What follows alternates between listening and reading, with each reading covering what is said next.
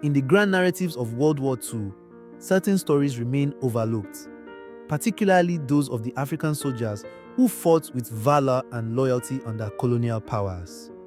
One such group was the Royal West African Frontier Force, RWAF, a vital component of the British war effort. This is their story, a tale of courage, sacrifice, and the complexities of colonialism during one of history's darkest periods. The Royal West African Frontier Force was established in 1900, born out of Britain's need to consolidate its colonial hold over West Africa.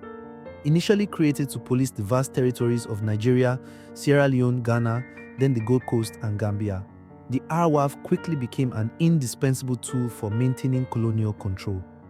By the time World War II erupted, the RWF had evolved into a formidable force. Recruits from across the region were enlisted, often motivated by promises of steady pay, food security, or patriotic duty. However, the realities of colonial rule meant that some were compelled to serve through indirect coercion or economic necessity. The force was a structured organization with distinct units, infantry battalions, artillery regiments, and engineers. Mission officers played a crucial role in day-to-day operations, bridging the gap between colonial leadership and the soldiers on the ground. At its peak during World War II, the RWAF expanded to over 80,000 men. This expansion underscored their importance, as they became instrumental in various theaters of the war, proving that the contributions of African soldiers were both indispensable and heroic. West Africa's strategic significance during World War II cannot be overstated. Freetown, Sierra Leone was a linchpin in the Allied naval strategy. Its deep water ports and strategic location made it a vital hub for refueling, convoy assembly, and guarding the Atlantic shipping routes. The RWAF was pivotal in securing and maintaining this strategic region. African soldiers were tasked with guarding coastal installations, ensuring that vital supplies, including food, weapons, and fuel, flowed uninterrupted. They also helped secure the interior regions, protecting vital resources like rubber, which was essential for the Allied war effort. Their presence in West Africa allowed British forces to focus on other critical fronts, knowing that their colonies were safeguarded by a loyal and capable force. The importance of this role often goes unacknowledged, but it was a cornerstone of the Allies' ability to sustain their global campaign. One of the RWAF's most significant contributions was in the Burma campaign. In 1944, tens of thousands of African soldiers were deployed thousands of miles from their homeland to fight the Japanese in Southeast Asia. For these soldiers, the Burmese jungles were an alien environment. The oppressive heat, torrential rains, and swarms of insects made the terrain as formidable an enemy as the Japanese forces they faced. Despite these challenges, the African troops adapted and excelled.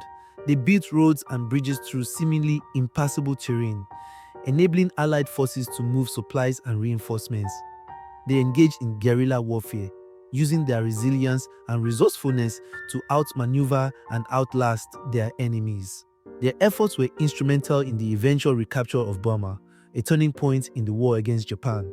Life for the African soldiers was far from easy. They endured grueling conditions, inadequate medical care, and limited access to the comforts afforded to their British counterparts. Malaria and dysentery were constant threats, compounded by the poor quality of rations and a lack of proper medical supplies.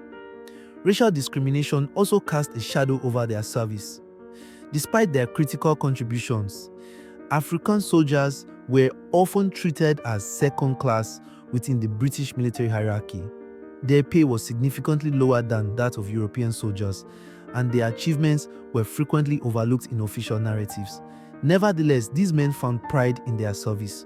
For many, the camaraderie and sense of purpose they experienced were sources of strength, helping them endure the hardships of war. When the war ended, the African soldiers of the RWAF returned home with hopes of recognition and opportunities for a better life. Instead, they were often met with indifference and unfulfilled promises. The colonial authorities failed to honor many of the commitments made during the war, leaving veterans to grapple with poverty and neglect. However, their experiences on the battlefield were not in vain. The veterans of the RWAF became some of the most vocal proponents of independence in the post-war era. They had seen firsthand the contradictions of colonial rule, fighting for freedoms that were denied to them in their own lands. Their sacrifices laid the groundwork for the nationalist movements that would ultimately lead to the independence of West African nations. Today, the legacy of the Royal West African Frontier Force is often overshadowed by other narratives of World War II. Yet, their contributions were no less significant. They were unsung heroes who embodied resilience, courage, and a determination to serve, even under the challenging circumstances of colonialism. As we reflect on their story, it's essential to honor these men whose efforts not only shaped the outcome of World War II, but also sowed seeds of change for future generations.